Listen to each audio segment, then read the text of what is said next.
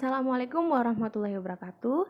Nama saya Sevia Dwi Lestari. Di sini saya akan menjelaskan tentang iman dan implementasinya. Berikut penjelasannya. Nah, di sini saya akan menjelaskan apa itu iman. Iman berasal dari bahasa Arab dari kata dasar amana yu'minu imanan, artinya percaya. Dalam bahasa Indonesia, artinya meyakini atau yakin bahwa sesuatu yang dipercaya itu memang benar atau nyata adanya. Bila kita perhatikan, penggunaan kata iman dalam Al-Quran akan mendapati dua pengertian dasar, yaitu satu, iman dengan pengertian membenarkan, adalah membenarkan berita yang datangnya dari Allah dan Rasul-Nya. Yang kedua, iman dengan pengertian amal atau beriltizam dengan amal, yaitu segala perbuatan kebajikan yang tidak bertentangan dengan hukum yang telah digariskan oleh cara-cara. Bentuk implementasi keimanan seorang dalam kehidupan sehari-hari. Secara psikologis, berpendapat bahwa dalam keimanan kepada Allah Subhanahu wa Ta'ala terdapat kekuatan spiritual luar biasa yang dapat membantu orang beriman mengatasi kegelisahan, ketegangan, dan kesulitan hidup di zaman modern ini. Berdasarkan eksperimen seorang resiko analisis, orang yang terbiasa mendatangi tempat-tempat ibadah mempunyai kepribadian yang lebih baik daripada mereka yang tidak beragama atau yang tidak menjalankan ibadah apapun. Al-Quran menjelaskan perasaan aman dan tentram karena adanya iman di hati. Tercantum dalam surat Ar-Ra'd ayat 28. Allahu ya'lamu ma tahmilu kullu ansa wa ma taghidul arhamu wa ma tazdad wa kullu syai'in 'indahu miqdar. Artinya, Allah mengetahui apa yang dikandung oleh setiap perempuan, dikandung rahim yang kurang sempurna dan yang bertambah. Dan segala sesuatu pada sisinya ada ukurannya. Menurut Muhammad Nur Abdul Hafiz, setidaknya terdapat 5 pola dasar pembinaan Al-Quran atau keimanan yang sesuai dengan petunjuk Rasulullah SAW, yakni 1. Membaca kalimat tauhid kepada Allah. 2. Menanamkan kecintaan anak kepada Allah. 3. Menanamkan kecintaan anak kepada Rasulullah. 4. Mengajarkan Al-Quran kepada anak. 5. Menanamkan nilai perjuangan dan pengorbanan dalam diri anak. Nah, iman dalam Islam itu ada 6, apa saja, yaitu iman kepada Allah, yakni beribadah hanya kepada Allah secara ikhlas tanpa memikirkan persoalan lain dengan tidak menyekutukannya. 2. Iman kepada malaikat Allah. Kita harus percaya dengan adanya malaikat yang jumlahnya tak terhingga sebagai ciptaan Allah dengan berbagai tugas-tugasnya. Ketiga, iman kepada kitab Allah. Kita harus percaya bahwa seluruh kitab Allah yang diturunkan kepada para nabi dan rasul adalah nyata dan benar adanya.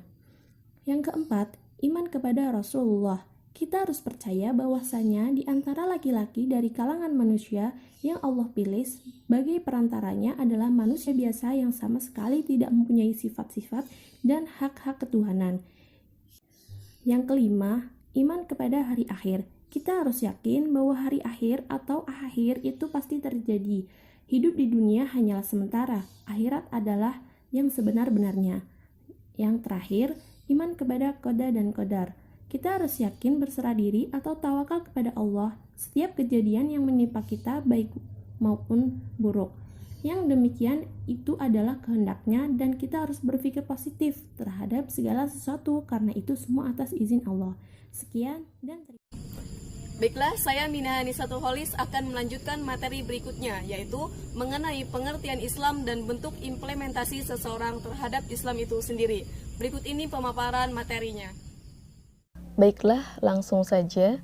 Yang pertama adalah pengertian Islam. Kata Islam berasal dari bahasa Arab, yaitu sin, lam, dan mim.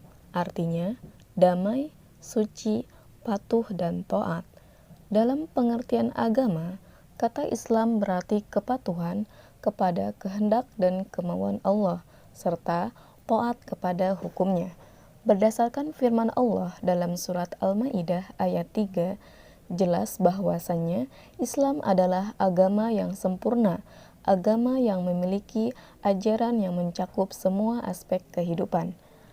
Adapun bentuk implementasi seseorang dalam aspek Islam biasanya terimplement pada rukun Islam, yaitu yang pertama ada syahadat atau melakukan persaksian, yang mana bagi kita adalah identitas diri sebagai Muslim.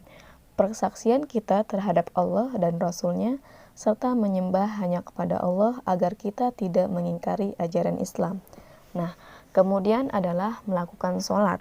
Sebagai seorang Muslim, kita diwajibkan untuk melaksanakan sholat, yaitu sholat wajib yang terdiri dari 5 waktu, diantaranya sholat subuh, zuhur, asar, maghrib, dan isya. Nah, kemudian ada menunaikan zakat. Kita wajib mengeluarkan zakat dengan ketentuannya. Ada beberapa jenis zakat, yaitu zakat fitrah yang dikeluarkan pada saat bulan Ramadan dan zakat mal yang dikeluarkan berdasarkan hasilnya atau penghasilan seseorang. Nah, tujuan berzakat ini sendiri yaitu agar kita bersih kembali, suci kembali dari apa yang telah kita perbuat. Kemudian ada juga seseorang yang menjalankan puasa.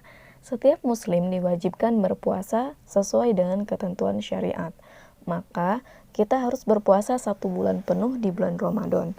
Tujuannya agar kita mencapai ketakwaan kepada Allah dan menjadi manusia yang lebih baik dari sebelumnya. Kemudian ada menunaikan haji. Haji itu pun hukumnya wajib bagi setiap muslim yang mampu secara fisik dan finansial. Nah, demikian materi yang berhubungan dengan Islam dan implementasinya. Materi berikutnya akan disampaikan oleh teman saya, dipersilahkan. Assalamualaikum warahmatullahi wabarakatuh. Saya Iva Izharotuniswa dari kelompok 3. Di sini saya akan menjelaskan poin yang ketiga, yaitu ihsan dan bentuk implementasi seseorang berkaitan dengan ihsan. Disimak baik-baik ya.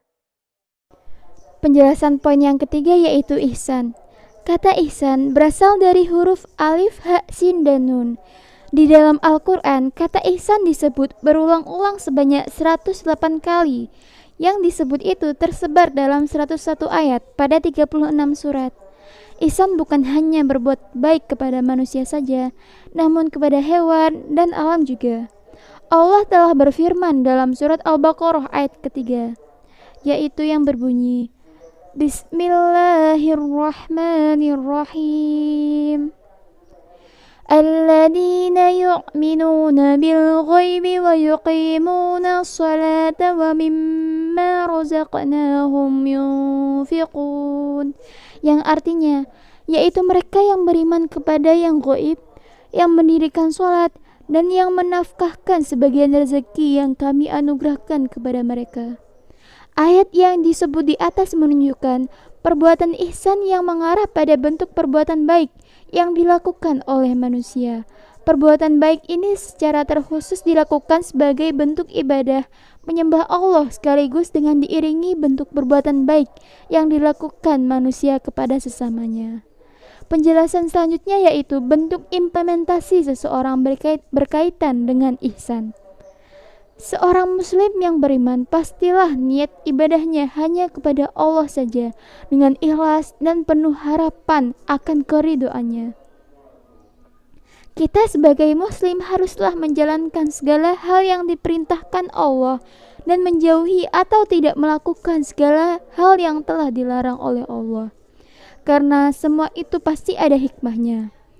Berbuat baik terhadap manusia, alam, dan sebagainya. Di sini ada beberapa contoh bentuk implementasi seseorang berkaitan dengan ihsan. Yang pertama yaitu harta, yakni kita dapat melakukan dengan bersedekah, berinfak, dan mengeluarkan zakat. Yang kedua yaitu kedudukan. Kita harus berperilaku jujur, adil, setia, dan bertanggung jawab terhadap kedudukan atau jabatan yang telah diperoleh, agar senantiasa dapat memberikan manfaat kepada orang lain. Yang ketiga yaitu ilmu, yakni kita dapat memberikan ilmu yang bermanfaat yang kita ketahui atau miliki terhadap orang lain dengan cara mengajarkannya atau mengamalkannya. Yang keempat yaitu badan, yakni kita berkaitan dengan tenaga. Kita senantiasa saling tolong-menolong, menjaga lingkungan, berbuat baik, dan sejenisnya. Sekian penjelasan dari saya. Terima kasih. Baik, saya Ahmad Al-Zajari akan akan saya sampaikan. Baik, berikut adalah kesimpulannya. Dari kesimpulannya yaitu ihsan adalah lawan dari is'ah, berbuat kejelekan, yaitu seorang manusia mencurahkan kebaikan dan menahan diri untuk tidak mengganggu orang lain. Islam, iman, dan ihsan merupakan suatu aspek yang membentuk sebuah rangkaian kesatuan yang saling berkaitan satu sama lain. Kita bisa menganalogikan Islam, iman, dan ihsan sebagai sebuah rumah, di mana iman sebagai pondasi, Islam sebagai dinding, dan ihsan sebagai atapnya. Jika di antara ketiganya ada yang hilang, maka rumah tersebut tidak akan sempurna dalam kehidupan. Jika di antara ketiga aspek tersebut ada yang hilang dari diri seseorang, maka orang tersebut tidak akan merasakan dalam hatinya. Muslim yang menjaga rukun Islam akan selalu dekat dengan Tuhannya, dan Muslim yang selalu berihsan akan selalu baik dalam hubungan dengan lingkungannya. Ihsan merupakan perbuatan atau wujud pengaplikasian dari iman dan Islam itu sendiri.